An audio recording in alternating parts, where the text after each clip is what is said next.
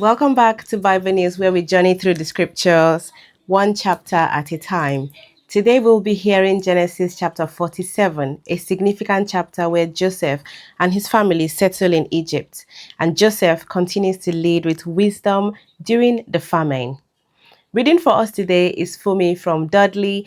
Let's listen as this part of the story unfolds.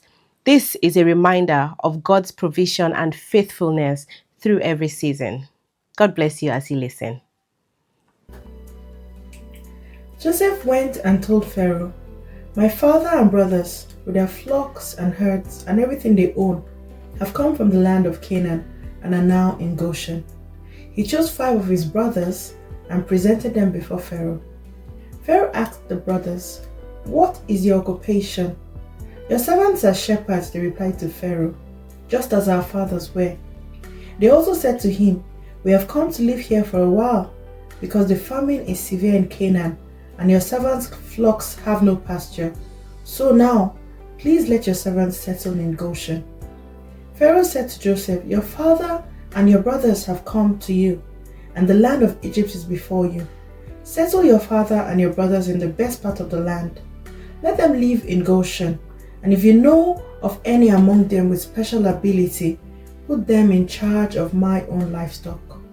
Then Joseph brought his father Jacob in and presented him before Pharaoh. After Jacob blessed Pharaoh, Pharaoh asked him, "How old are you?" And Jacob said to Pharaoh, "The years of my pilgrimage are 130. My years have been few and difficult, and they do not equal the years of the pilgrimage of my fathers." Then Jacob blessed Pharaoh and went out from his presence. So Joseph settled his father and his brothers in Egypt and gave them property in the best part of the land, the district of Ramesses, as Pharaoh directed. Joseph also provided his father and his brothers and all his father's household with food according to the number of their children. There was no food, however, in the whole region because the famine was severe. Both Egypt and Canaan wasted away because of the famine. Joseph collected all the money that was to be found in Egypt and Canaan in payment for the grain they were buying, and he brought it to Pharaoh's palace. When the money of the people of Egypt and Canaan was gone, all Egypt came to Joseph and said, "Give us food. Why should we die before your eyes? Our money is all gone." "Then bring your livestock," said Joseph. "I will sell you food in exchange for your livestock, since your money is gone." So they brought their livestock to Joseph, and he gave them food in exchange for their horses, their sheep and goats, their cattle and donkeys. And he brought them through that year with food in exchange for all their livestock. When that year was over, they came to him the following year and said, "We cannot hide from our Lord the fact that since our money is gone and our livestock belongs to you, there is nothing left for our Lord except our bodies and our land. Why should we perish before your eyes, we and our land as well? Buy us and our land in exchange for food, and we with our land will be in bondage to Pharaoh. Give us seed so that we may live and not die, and that the land may not become desolate." So Joseph bought all the land in Egypt for Pharaoh. The Egyptians, one and all, sold their fields because the famine was too severe for them.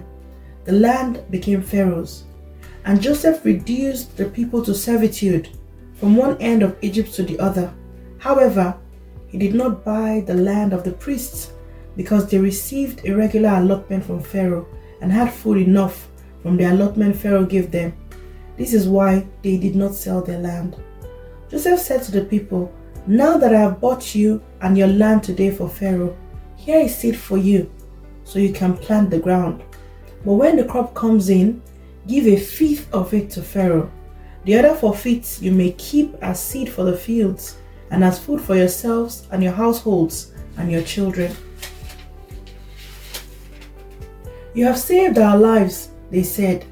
"May we find favor in the eyes of our Lord. We will be in bondage to Pharaoh." So Joseph established it as a law concerning land in Egypt, still in force today, that a fifth of the produce belongs to Pharaoh.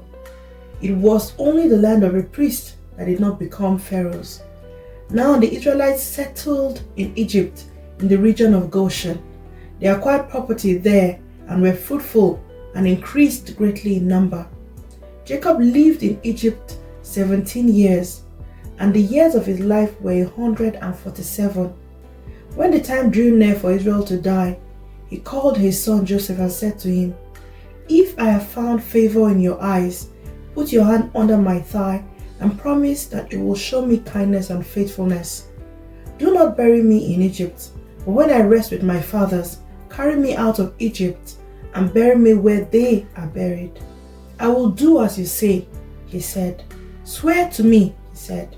Then Joseph swore to him, and Israel worshipped as he leaned on the top of his staff. Fumi for Bible News. Thank you, Fumi, for that powerful reading of Genesis 47, a chapter showing how God's promises continued even in a foreign land. We saw Jacob bless Pharaoh, Joseph managed the crisis with integrity, and Israel thrived in Goshen. A reminder that God's people can flourish even in difficult places when He is with them. We thank God that He's with us and He would never leave us. God bless you. Stay tuned for tomorrow. Kenny for Bible News. Is a lamp unto my feet and a light unto my